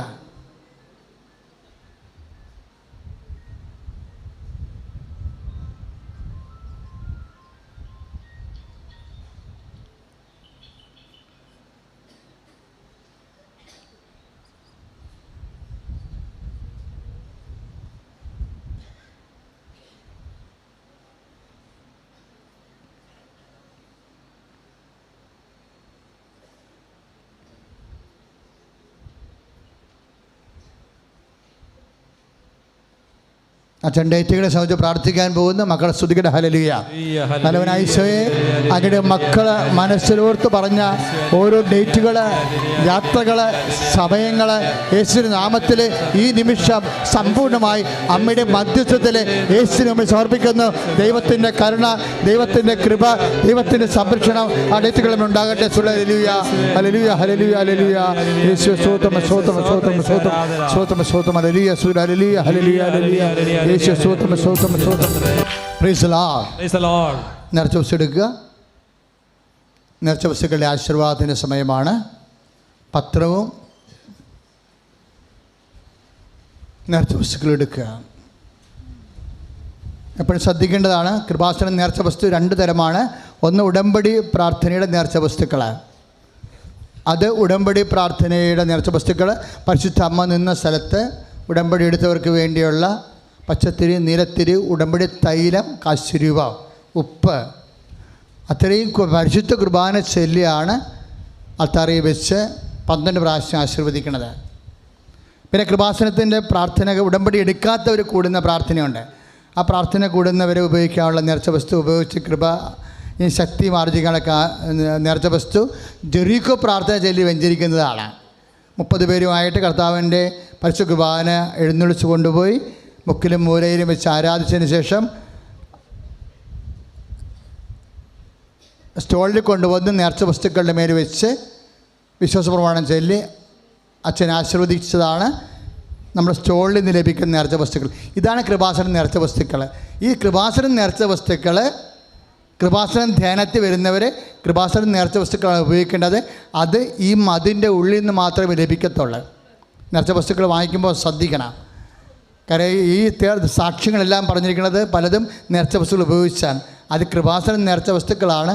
അതിങ്ങനെ വെഞ്ചരിക്കുന്നതാണ്. അപ്പം അത് അനുസരിച്ചിട്ട് ഇതിൻ്റെ ഉടമ്പടി പ്രാർത്ഥന ചെയ്യാത്തവർ ശ്രദ്ധിക്കേണ്ടത്, ഈ സ്റ്റോളിൽ നിന്ന് വാങ്ങിച്ച നേർച്ച വസ്തുക്കൾ, വെഞ്ചരിച്ച നേർച്ച വസ്തുക്കൾ ഉപയോഗിക്കേണ്ടത് ഒരു വിശ്വാസ പ്രമാണോ 7 സ്വർഗസ്ഥനായതും 7 നന്മ നിറഞ്ഞ പോലെയാണ് ഇതിൽ പ്രാർത്ഥിക്കേണ്ടത്. ഉപ്പെടുത്താലും തേനെടുത്താലും തേൻ 3 തുള്ളിയോ 7 തുള്ളിയോ ഉപയോഗിക്കാം. 9 തുള്ളി ഉപയോഗിക്കുന്നവരുമുണ്ട്. അത്രയും ഉപയോഗിക്കേണ്ട കാര്യമില്ല. നേർച്ച വസ്തുക്കളുടെ ആ ക്വാണ്ടിറ്റി അല്ല പ്രധാനപ്പെട്ടത്, അതിൻ്റെ ക്വാളിറ്റി എന്ന് പറയുന്നത് 3 തുള്ളി ആയാലും മതി. വിശ്വാസ പ്രമാണം തെറ്റിക്കാതെ ചെല്ലുകയാണ് പ്രധാനപ്പെട്ട വിഷയം. അതാണ് ഉടനെ നേർച്ച വസ്തു ഉപയോഗിച്ച് തീർത്ത് കളയരുത്. അങ്ങനെ തീർത്ത് കഴിഞ്ഞാൽ ഇവിടെ നിന്ന് ഇങ്ങനെ നിങ്ങൾക്ക് തോന്നുന്നു നേർച്ച വസ്തുക്കൾ തരണ അങ്ങനെ വിറ്റ് കാശ് വാങ്ങിക്കുന്ന സ്ഥലമല്ല ഇത്. ഇത് ദൈവം തന്ന കൃപ നിലനിൽക്കാനും അത് തിരിച്ചറിയാനും വേണ്ടിയുള്ള ദൈവത്തിൻ്റെ ആശീർവാദോപകരണമാണ്. അതിടുമ്പോഴാണ് ആക്ടിവിറ്റി ആകണത്. 10 വരെ ദൈവം ആശീർവദിക്കുന്നത് നിങ്ങൾ കണ്ടതാണ്, കേട്ടതാണ്. അപ്പം അതുകൊണ്ട് എപ്പോഴും നമ്മൾ ശ്രദ്ധിക്കേണ്ടത്, തേനക്കൊരു 5 തുള്ളിയുടെ അപ്പുറത്ത് വേണ്ട. പക്ഷേ ഉടമ്പടി തൈലമാണെങ്കിൽ 1 തുള്ളി മതി ശരിക്കും. അപ്പം അത് നിങ്ങൾ തീരുമ്പോൾ ഓടി ഇങ്ങോട്ട് വന്നു കഴിഞ്ഞാൽ തീർച്ചയായിട്ടും നിങ്ങളത് മിസ്യൂസ് ചെയ്യുന്നതാണ് ഞങ്ങൾ മനസ്സിലാക്കണത്. ഉടമ്പടി തൈലം വേണമെന്നുണ്ടെങ്കിൽ ഉടമ്പടി കാർഡ് കൊടുക്കാതെ ഉടമ്പടി തൈലം തരത്തില്ല. ഉടമ്പടി തൈലം തന്നു കഴിഞ്ഞാൽ ഞങ്ങൾ അവിടെ ഡേറ്റ് മാർക്ക് ചെയ്യും. ഉടമ്പടി തൈലം കൊടുത്തിട്ട് ഡേറ്റ് മാർക്ക് ചെയ്യും. അപ്പോൾ 15 ദിവസത്തിൽ പിന്നെ വന്നു കഴിഞ്ഞാൽ നിങ്ങൾ എന്തോ രീതിയിൽ മിസ്യൂസ് ചെയ്യുന്നുണ്ട്, അല്ലെങ്കിൽ അമിതമായി ഉപയോഗിക്കുന്നുണ്ടെന്ന അർത്ഥം. അങ്ങനെ ഉപയോഗിക്കാൻ പാടില്ല. അങ്ങനെ ഉപയോഗിക്കുന്നുണ്ടെങ്കിൽ നിങ്ങളെ സത്യാവസ്ഥ അവരെ ബോധ്യപ്പെടുത്തി കൊടുക്കണം. ഞങ്ങൾ തന്നെയാണ് ഉപയോഗിച്ചത്, വീട്ടിൽ ഇത്രയും കാര്യങ്ങൾ ഉണ്ടായത് കൊണ്ടാണെന്ന് പറയണം. കാര്യം നമ്മളങ്ങനെ വെള്ളം പോലെ ഉപയോഗിക്കണ അല്ല നേർച്ച വസ്തു. നേർച്ച വസ്തു എന്ന് പറയുന്നത് കർത്താവിൻ്റെ അനുഗ്രഹത്തിൻ്റെ അടയാളങ്ങളാണ്. അത് അഭിഷേക അധികാരത്തെ ആശീർവദിക്കുമ്പോൾ ഉണ്ടാകുന്നതാണ്. അതുകൊണ്ടാണ് ആശീർവദിച്ച നേർച്ച വസ്തു മാത്രമേ, സ്റ്റോളിൽ നിന്ന് മാത്രമേ, അതിൻ്റെ ഉള്ളിൽ നിന്ന് മാത്രമേ ആശീർവദിച്ച നേർച്ച വസ്തുക്കൾ, കൃപാസന നേർച്ച വസ്തുക്കൾ മേടിക്കാമെന്ന് പറയാൻ കാരണം അതാ. അപ്പം അതുകൊണ്ട് ശ്രദ്ധിക്കുക, അത് ഉപയോഗിക്കുമ്പോൾ ശ്രദ്ധിക്കേണ്ടത് ഒരു വിശ്വാസ പ്രമാണം ചൊല്ലിയിട്ട് വേണം ഉപയോഗിക്കാൻ. 9 കുരിശിട്ട് വേണം ഉപയോഗിക്കാൻ എല്ലാ നേർച്ച വസ്തുക്കളും. വിശ്വാസ പ്രമാണം ചെല്ലുമ്പോൾ തെറ്റാൻ പാടില്ല. ആ തേന് കൊടുത്താലും ശരി, കാശുരം കൊടുത്താലും ശരി. പക്ഷേ ഉടമ്പടി നേർച്ച വസ്തുക്കൾ കൊടുത്തു വിടുന്നത് സൂക്ഷിക്കണം. അങ്ങനെ കൊടുത്തുവിടാൻ അനുവാദമില്ല. നിങ്ങൾക്ക് ഉടമ്പടി ആരാണ് ദൈവമായിട്ട് ചെയ്തത് അവർക്ക് വേണേൽ പോകാം. അവിടെ അമ്മ ആശുപത്രിയിലാണെങ്കിൽ അവർക്ക് പോകാം, അവർക്ക് പോയി അവർക്ക് ചെയ്യാം. അല്ലാതെ ചേട്ടാ ഇത് കൊണ്ടുപോയി ചെയ്താൽ മതി എന്ന് പറയരുത്. അങ്ങനെ പറയാനുള്ള ഐഡിയ, ആശയം കർത്താവ് ഇതുവരെ തന്നിട്ടില്ല, നമുക്കറിയത്തില്ല. പിന്നെ അവർ കൊണ്ടുപോയി തെറ്റിച്ചിട്ട് അവർ വല്ല പാപികളും തോന്നിയവാസികളൊക്കെ ആയിരിക്കും. അവർക്ക് കൊടുത്തു വിട്ട് കഴിഞ്ഞാൽ ചിലപ്പോൾ ശരിയാകത്തില്ല. അതുകൊണ്ടാണ് ഉറപ്പില്ലാത്ത ആൾക്കാർക്ക് ഉടമ്പടി കൊടുത്തു വിടരുത്. ജെറിക്കോയിൽ വഞ്ചരിക്കണ കൃപാസനത്തിൻ്റെ സ്റ്റോളിലെ കാശ് രൂപം അതുപോലെ തന്നെ നേർച്ച വസ്തുക്കളെ കൊടുത്തു വിടുന്നതിൽ എനിക്ക് പരാതിയില്ല. അത് നിങ്ങളെ വിശ്വാസം ചെയ്യുക. പക്ഷേ ഉടമ്പടി കൊടുത്തു വെക്കുക. കാര്യം ഉടമ്പടി വേറെ ഒരു വിഷയമാണ്. അതുകൊണ്ട് മക്കൾ ശ്രദ്ധിക്കണം. തന്നെയല്ല, ഉടമ്പടി തീരാതിരിക്കാൻ ഒരു തുള്ളിയെങ്കിലും ഉടമ്പടി തൈലം വീട്ടിൽ തീരാതിരിക്കാൻ വേണ്ടി ശ്രദ്ധിക്കണം. കാര്യം നമുക്കതിരിക്കുന്നുള്ള കാലം ഒരു തുള്ളി ഒരു നെഞ്ചത്ത് ചേർത്ത് കൊടുത്താൽ അപ്പം ബ്ലോക്ക് ചിലപ്പോൾ ഈശോ എടുത്ത് മാറ്റും. അപ്പം അതുകൊണ്ട് അത് നമ്മൾ സങ്കല്പത്തിൽ നിന്ന് പറയണതല്ല. 2 കൊല്ലം ഉടമ്പടി പോയപ്പോൾ 10,000 കണക്കിന് സാക്ഷ്യങ്ങളിൽ നിന്ന് പറയണതാണത്. അതുകൊണ്ട് തന്നെ മക്കളെ ശ്രദ്ധിക്കണമെന്ന് പറഞ്ഞതിൻ്റെ കാരണം കാര്യം ലോകത്തിൽ ഈ ധ്യാനകേന്ദ്രം മാത്രമേ നേർച്ച വസ്തു കൊടുത്തിട്ട് ദൈവം അനുഗ്രഹിക്കുന്നുള്ളൂ. വേറെ ഒരിടത്തും നേർച്ച വസ്തു കൊടുക്കണില്ലല്ലോ. ഇത് 89 തുടങ്ങിയ ശുശ്രൂഷയാണ്. അന്ന് മുതൽ നേർച്ച വസ്തു ഉണ്ട്. ഉടമ്പടി ചെയ്തപ്പോൾ അമ്മ ഉടമ്പടി വിധി പ്രകാരം കുറേ നേർച്ച വസ്തുക്കൾ പുതിയ വെളിപ്പെടുത്തിയതുകൊണ്ടാണ്. അതെല്ലാം 24 മണിക്കൂറിൽ സംഭവിച്ച കാര്യങ്ങളാണ്. അല്ലാതെ ആലോചിച്ചും ചിന്തിച്ചും മാനുഷികമായ ചർച്ചയിലൂടെ നടന്ന കാര്യങ്ങളല്ല. ദൈവികമായ വെളിപ്പെടുത്തൽ ലഭിച്ചുകൊണ്ടാണ് ഇത്രയും അടയാളം വരാൻ കാര്യം. അതുകൊണ്ട് തന്നെ മക്കൾ ശ്രദ്ധിച്ച് രക്ഷാവസ്തുക്കൾ ഉപയോഗിക്കുക. പത്രം ഒരു കാരണവശാലും നിങ്ങൾ പള്ളിയിൽ കൊണ്ടുപോയി കൂട്ടിയിടരുത്. നിങ്ങളെ ഒരുപക്ഷെ ഇപ്പം ജില്ലാ ജഡ്ജിമാരും മജിസ്ട്രേറ്റുമാരും ഒക്കെ ധ്യാനം കൊടുക്കുന്നുണ്ട്, ഡോക്ടർമാർ ധ്യാനം കൊടുക്കുന്നുണ്ട്. അപ്പോൾ എപ്പോഴായാലും ശരി, നിങ്ങൾ എന്ത് പൊസിഷനുള്ളവരായാലും ശരി, കർത്താവിൻ്റെ മുമ്പിൽ നമ്മളെല്ലാവരും നാളെ കാര്യം മണ്ണോട് മണ്ണ് പിരിഞ്ഞു പോകേണ്ട ആൾക്കാരാണ്. അപ്പോൾ നമ്മുടെ വലിയ നിലയൊക്കെ ഉണ്ടെങ്കിൽ ഇവൻ തുണിയില്ലാതെ വിറകെ കിടന്നിട്ട് മരിച്ചുണ്ടാക്കിയെടുത്ത വില മാത്രമേ മനുഷ്യനെ ഉള്ളൂ. അപ്പം അതുകൊണ്ട് എളിമയോടും വിനയത്തോടെ പത്രം ബൈ പേഴ്സൺ കൊണ്ടുപോയി വിതരണം ചെയ്യണം. പത്രം വിതരണം ചെയ്യുമ്പോൾ പ്രാർത്ഥിക്കണം. എന്താണ് കർത്താവ്, ഈ പത്രം കിട്ടിയവർ കർത്താവിനെ അറിയാൻ ഇടയാക്കണമെന്ന് കണ്ണുനീരോടെ പ്രാർത്ഥിക്കണം. നീ സത്യസന്ധയാണെന്ന് ദൈവത്തെ അറിഞ്ഞാൽ പിന്നെ നിനക്കധികാരം പത്രം കൊടുക്കേണ്ടി വരത്തില്ല. കാര്യം എന്താ, ദൈവം നിൻ്റെ കണ്ണുനീര് ഏറ്റെടുക്കും. ആ സാക്ഷ്യങ്ങൾ നമ്മൾ കേട്ടതാണ്. പക്ഷേ എന്തായാലും നീ പ്രാർത്ഥിക്കണം, മരണം വരെ കർത്താവെ നിൻ്റെ സാക്ഷിയാകാനും നിന്നെ ലോകത്തിന് കൊടുക്കാൻ വേണ്ടിയുള്ള പ്രേക്ഷിതനാകാനും പ്രേക്ഷിതയാകാനും എന്നെ സഹായിക്കണമേ. പത്രം വാങ്ങിക്കുമ്പോൾ നിനക്ക് സന്തോഷം തോന്നണം. നല്ല കർത്താവിൻ്റെ മകനാണെങ്കിൽ സന്തോഷം തോന്നും. ഒരു ചേച്ചി സാക്ഷ്യം പറഞ്ഞ് കേട്ടില്ലേ, ഞാൻ 60 പേരെയും കൊണ്ട് വന്ന് ഇപ്പം ഞാൻ 500 പേരെയും കൊണ്ടാണ് വരുന്നത്. എന്താ കാര്യം, അവർക്ക് കർത്താവിൻ്റെ മുമ്പിൽ അധികാരമുണ്ട്. ദൈവത്തിൻ്റെ വേലക്കാർക്ക് ദൈവദരിസനിൽ അധികാരമുണ്ട്. ആധ്യാത്മികമായ സ്നേഹത്തിൽ നിന്ന് ലഭിക്കുന്ന ഒരു അധികാരമുണ്ട്. അതുകൊണ്ട് അവർ പതറത്തില്ല. പ്രേക്ഷിത പ്രവർത്തനം നമുക്ക് അധികാരമുണ്ടാക്കും. അമ്മയെ ലോകത്തിന് കൊടുത്തത് ഈശോയാണ്. അതുകൊണ്ട് അമ്മയ്ക്ക് സമയത്തിന് അധികാരം കിട്ടിയത്. ഇപ്പം നമ്മളാണ് അമ്മയുടെ നാമത്തിൽ മധ്യസ്ഥയിൽ ലോകത്തിന് ഈശോനെ കൊടുക്കുന്നത്. അപ്പോൾ ആ അധികാരം നമുക്ക് കിട്ടും. ഉടമ്പടി പ്രാർത്ഥന നിന്നെ ദൈവത്തിരുസന്നിധിയിൽ വസ്തുക്കളുടെ മേൽ അധികാരമുള്ള വ്യക്തിയാക്കി മാറ്റും. അതൊരു മാന്ത്രിക അധികാരമല്ല, ദൈവത്തിൻ്റെ സ്നേഹത്തിൽ നിന്ന് ലഭിക്കുന്ന, ദൈവത്തിൻ്റെ നമ്മുടെ എളിമയിൽ നിന്ന് ലഭിക്കുന്ന ദൈവത്തിൻ്റെ ദാനമാണ് അധികാരം. അതുകൊണ്ട് ആ അധികാരം നമുക്ക് അഹങ്കാരം ഉണ്ടാക്കത്തില്ല. അപ്പം എൻ്റെ മക്കൾ സന്തോഷത്തോടെ, കർത്താവേ കണ്ണീരാണ് ഉള്ളതിൻ്റെ കാലമാണെങ്കിലും ഈ കാലത്ത് നിന്നെ തിരിച്ചറിയാനും നിന്നോട് ഉടമ്പടി ചെയ്യാനും നിൻ്റെ അമ്മയുടെ മധ്യസ്ഥത്തിൽ കർത്താവിൻ്റെ വേല ചെയ്ത് ആത്മത്തിന് വേണ്ട കാര്യം നിറവേറ്റാനും എന്നെയും നീ തിരിച്ചറിഞ്ഞ് വിളിച്ചല്ലോ എന്ന് ഓർത്തിട്ട് സന്തോഷത്തോടെ വേണം നിങ്ങൾ പത്രം വാങ്ങിക്കാനും കൊടുക്കാനും. പത്രം വാങ്ങിക്കുന്നവർ തീർച്ചയായിട്ടും അതിൻ്റെ കാർഡുകൾ സൂക്ഷിക്കാൻ നോക്കണം. കാര്യം നിങ്ങൾക്ക് ഉടമ്പടി പുതുക്കി കഴിയുമ്പോൾ ഇപ്പം ഇന്ന് ഇതര സംസ്ഥാനക്കാരെ മാത്രമേ അച്ഛൻ കാണത്തുള്ളൂ. കാര്യം ഇത് ഇതര സംസ്ഥാനക്കാരുടെ പ്രാർത്ഥനാ ദിവസമാണ്. നമുക്ക് 6 പത്രങ്ങളുണ്ട്: തെലുങ്ക്, കന്നഡ, ഹിന്ദി, ഇംഗ്ലീഷ്, തമിഴ്. അപ്പോൾ ഇതര സംസ്ഥാനത്തിൻ്റെ 6 പത്രങ്ങൾ, 5 പത്രം നമുക്കുണ്ട്. അവർക്ക് വേണ്ടിയുള്ള ദിവസമാണ് ഇന്ന്. അപ്പം അതുകൊണ്ട് ആർക്കും വരാം, പക്ഷേ അച്ഛൻ കാണുന്നത് അവരെ ആയിരിക്കും. അതുകൊണ്ട് അവരെ കാണുന്നത് ഓപ്പൺ ഓഡിറ്റോറിയത്തിൽ വെച്ചായിരിക്കും. ഓപ്പൺ ഓഡിറ്റോറിയത്തിലെ ഇപ്പോൾ തമിഴ്നാട്ടുകാർക്ക് മുകളിൽ ഇപ്പോൾ കൗൺസിലിംഗ് നടക്കുകയാണ്. അവർക്ക് അവിടെ കൗൺസിലിംഗ് പങ്കെടുത്തിട്ട് അവർക്ക് ഉടമ്പടി ചെയ്യാനുള്ള സമയവും ഇന്നുണ്ടായിരിക്കും. മറ്റെല്ലാ ചൊവ്വാഴ്ചകളിലും ഉടമ്പടി പുതുക്കി എല്ലാവരെയും കാണും. ബാക്കി 3 ചൊവ്വാഴ്ചയും 2 ഞായറാഴ്ച ഉണ്ട്. 1, 3, 4 ചൊവ്വാഴ്ച, 3, 1 ഞായറാഴ്ചകളെ ഉടമ്പടി പുതുക്കിയ എല്ലാവരെയും കാണുന്ന ദിവസമാണ്. എപ്പോഴും ശ്രദ്ധിക്കേണ്ടത്, ഉടമ്പടി പുതുക്കിയാൽ അച്ഛനെ കാണണമെന്നും പറഞ്ഞ് നിങ്ങൾ ഉടമ്പടി എടുക്കരുത്. കാര്യം ഉടമ്പടിയും അച്ഛനെ കാണുന്നതുമായിട്ട് ഒരു ബന്ധവുമില്ല, സത്യമായിട്ടൊരു ബന്ധമില്ല. ഉടമ്പടി അമ്മയെ കണ്ടിട്ടാണ് ഈ ആൾക്കാർ സാക്ഷ്യം പറഞ്ഞ ആൾക്കാർ ഒന്നും ഞാൻ കണ്ടിട്ടില്ല. ഇപ്പം സാക്ഷ്യം പറയണമെങ്കിൽ അച്ഛനെ കാണണമെന്നും പറഞ്ഞുകൊണ്ട് എളുപ്പ വഴിയായിട്ട് ചില ആൾക്കാർ ഉടമ്പടി എടുക്കും. അതാണ് അവർക്ക് ഉത്തരം താമസിക്കുന്നത്.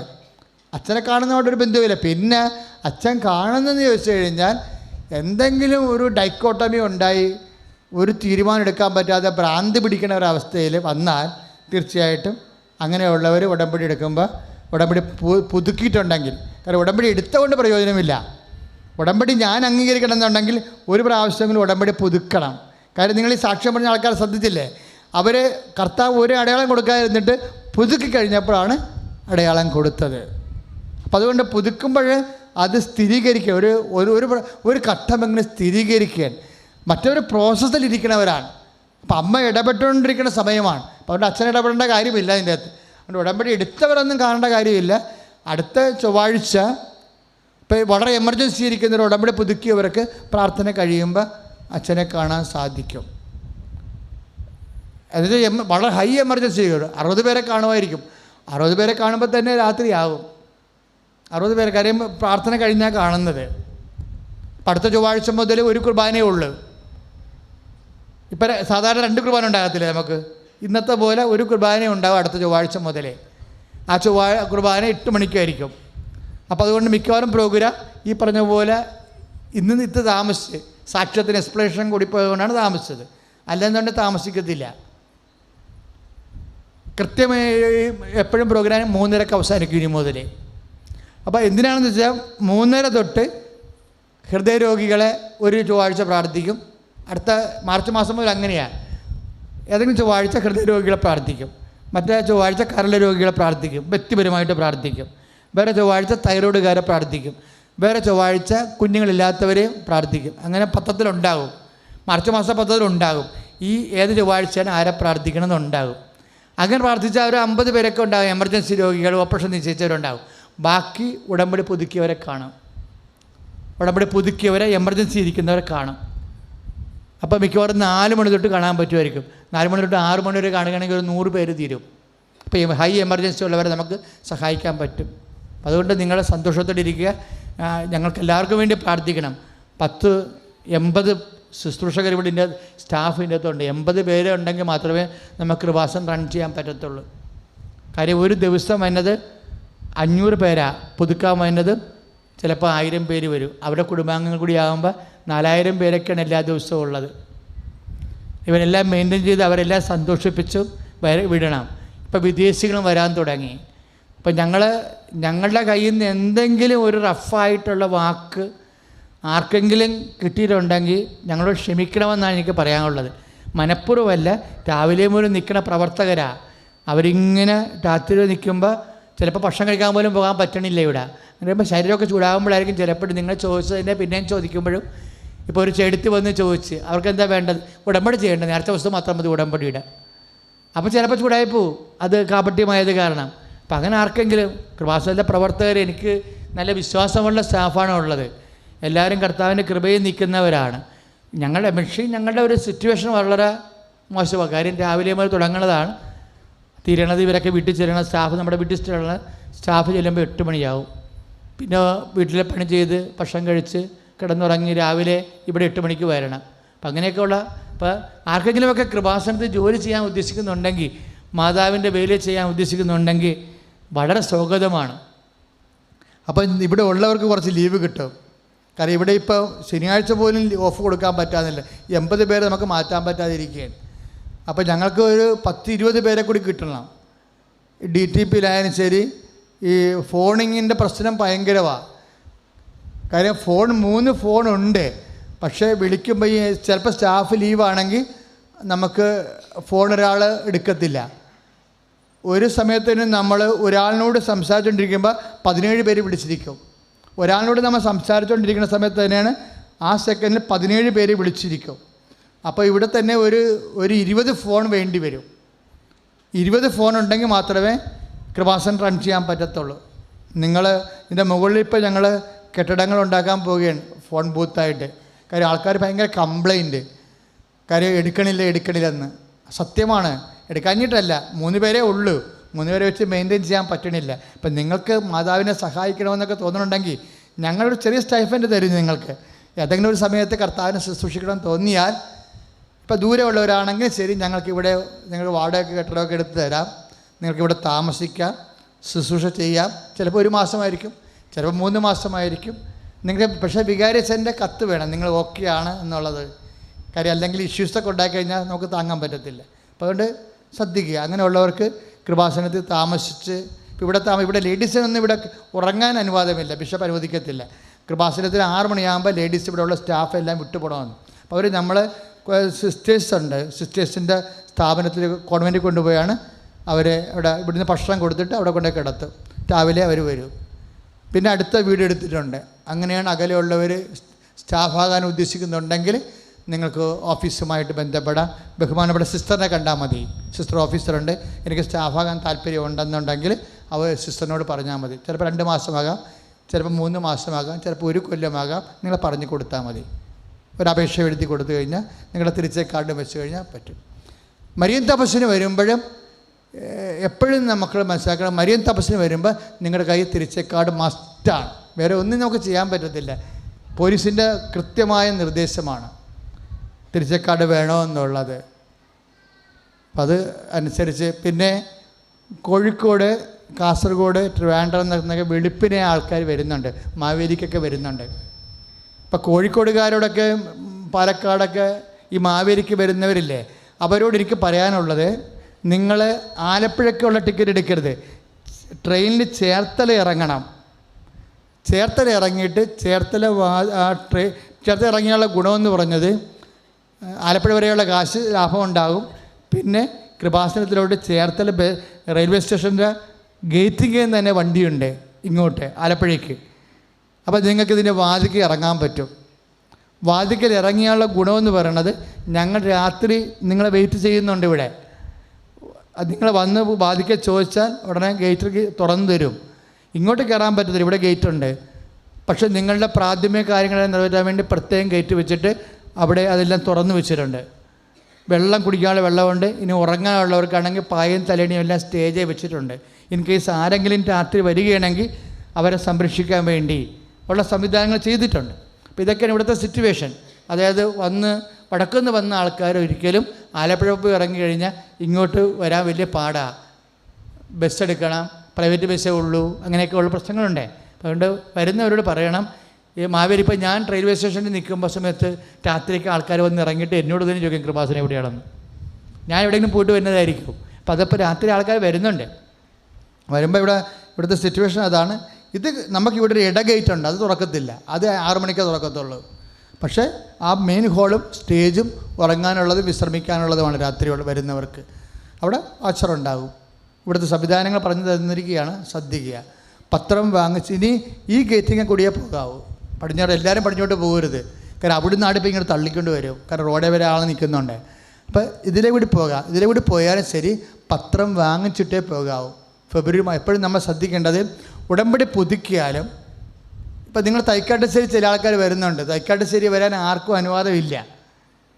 പിന്നെ വളരെ തകർന്ന ആൾക്കാരാണ് തൈക്കാട്ടുശ്ശേരി വന്നാലും പുതുക്കിയ കാർഡ് ചോദിക്കും. അല്ലാതെ നിങ്ങൾ വിചാരിക്കുന്നത് ചില ആൾക്കാർ ഇവിടെ ഉടമ്പടി ചെയ്തും പിറ്റേ ആഴ്ച തൈക്കാട്ടുശ്ശേരി വരും. അവർക്ക് ആ കാശ് പോണതേ ഉള്ളൂ, മൈൻഡ് പോലും ചെയ്യത്തില്ല. ഉടമ്പടി ഇരിക്കുന്ന ആൾക്കാരല്ലേ.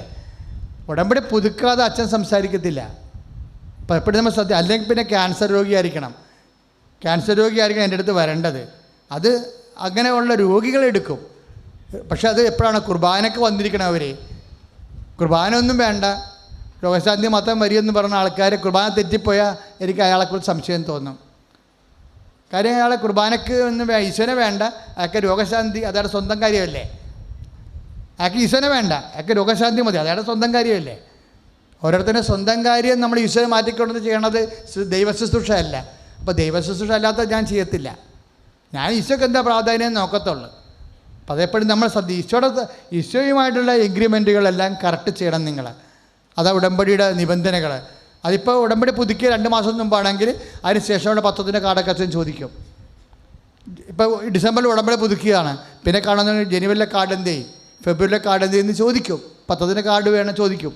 എന്താ കാര്യത്തിൽ നിങ്ങൾ പത്രം മുടക്കിയിട്ടെന്ന് അർത്ഥം. അപ്പം അങ്ങനെ ഉഴപ്പാൻ പാടില്ല ഉടമ്പടി. ഉഴപ്പില്ലെങ്കിൽ നമുക്ക് കുഴപ്പമില്ല. ചിലപ്പോൾ ഒന്നും കേട്ടാൽ ഇപ്പം തെറ്റായ കാര്യങ്ങൾ പോലും ഞാൻ നിങ്ങളോട് പറഞ്ഞു കഴിഞ്ഞാൽ അമ്മ അത് കറക്റ്റ് ചെയ്തോളൂ. തിരക്കിൻ്റെ ഇടയിൽ നീ പൊയ്ക്കൊള്ളാൻ പറഞ്ഞ് അങ്ങനെ പറഞ്ഞ് വിട്ടാൽ പോയി. ഇപ്പോൾ മസ്കറ്റിലോട്ടാണ് പൊയ്ക്കൊള്ളാൻ പറഞ്ഞു കഴിഞ്ഞാൽ ചിലപ്പോൾ ആ ജോലി അവിടെ ഉണ്ടാവത്തില്ലെന്ന് വിചാരിച്ചു. 99 ചിലപ്പോൾ 1% അങ്ങനെ വന്ന തിരക്കിടയിൽ അങ്ങനെ വന്നു പോയാലും അമ്മ ഞാൻ പറഞ്ഞിരിക്കണ കാരണം അമ്മ നിങ്ങളെ സഹായിക്കും തീർച്ചയായിട്ടും. അതെനിക്ക് 30 കൊല്ലമായിട്ട് അറിയാവുന്ന അനുഭവങ്ങളാണ്. ഞാൻ വാപിടിച്ചു അമ്മേ എന്ന് ഞാൻ വിളിക്കും. എന്ന് ഞാൻ പറയാൻ കാര്യം, നിങ്ങൾ ആത്മീയമായിട്ട് ഓക്കെ ആണെങ്കിൽ നമുക്കൊരു പ്രശ്നവുമില്ല. അവൻ പറഞ്ഞതുപോലെ ചെയ്താൽ ബാക്കി എല്ലാത്തിനും ഗ്യാരണ്ടിയാണ്. അപ്പോൾ അതുകൊണ്ട് ഈ ഉടമ്പടിക്കാലത്ത് ദൈവവുമായിട്ട് നല്ല തീക്ഷ്ണമായ ബന്ധം, ഒരു പേപ്പട്ടികളും പറയണ ഒന്നും കേൾക്കരുത്. എന്താ കാര്യം? ഉടമ്പടി ഉഴപ്പിയ ആൾക്കാരായിരിക്കും പറയണത്, ഞാൻ ഉടമ്പടി ചെയ്താണ് എനിക്ക് നടന്നില്ലെന്നൊക്കെ പറയും. അവൻ പേപ്പട്ടിയാണ്. അവൻ ഉടമ്പടി അവൻ ദൈവത്തിന് വേണ്ടി വന്ന ആളല്ല. അവൻ കാര്യം കാണാൻ വേണ്ടി മാത്രം ദൈവത്തെ പരീക്ഷിക്കാമെന്ന പിശാചായിരിക്കും നിന്നോട് സംസാരിക്കുന്നത്. അത് നീ തിരിച്ചറിയണം. അങ്ങനെയുള്ള കാര്യം ഉടമ്പടിക്ക് ഒരു കുഴപ്പമില്ല. എത്ര ചീഞ്ഞ കേസാണെങ്കിലും കർത്താവ് പറയും വിശ്വസിക്കുക മാത്രം ചെയ്യാൻ പറയും. അപ്പം നീ എപ്പോഴും പ്രാർത്ഥിച്ചുകൊണ്ടിരിക്കണം. ഓക്കെ, നേരത്തെ ദിവസം ഉയർത്തി പിടിക്കുക.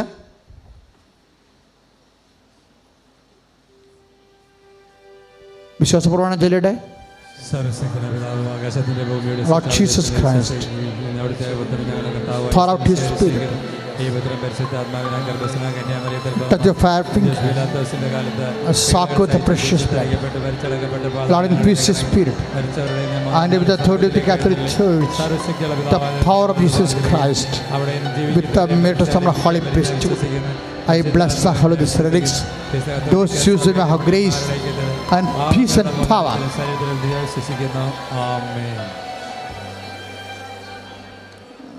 തമിഴ് ഉടമ്പടി എടുത്തവരും ഹോസ്പിറ്റൽ മിഷൻ പ്രവർത്തകരും ഓപ്പൺ ഓഡിറ്റോറിയത്തിലേക്ക് പോവുക. മറ്റുള്ളവരെ ആശീർവാദം വാങ്ങിച്ചിട്ട് ഈശോയ്ക്ക് നന്ദി പറഞ്ഞുകൊണ്ട് സന്തോഷത്തോടെ ഭവനങ്ങളിലേക്ക് പോകാം. Praise the Lord. ഇപ്പോൾ സമാപന ആശീർവാദം നേരത്തെ ദിവസം ഉയർത്തിപ്പിടിക്കട്ടെ.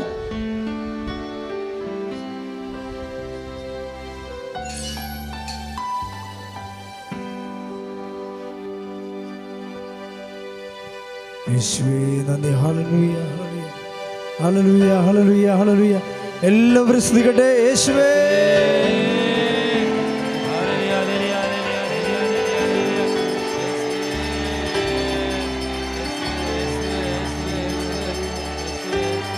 യേശുവേ യേശുവേ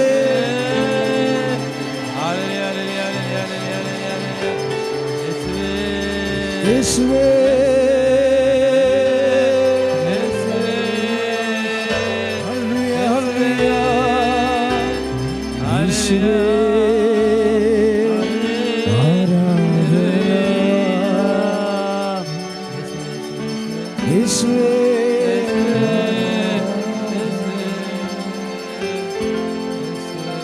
പരിശുദ്ധ പരമമാ ദിവ്യകാരുണ്യമേ,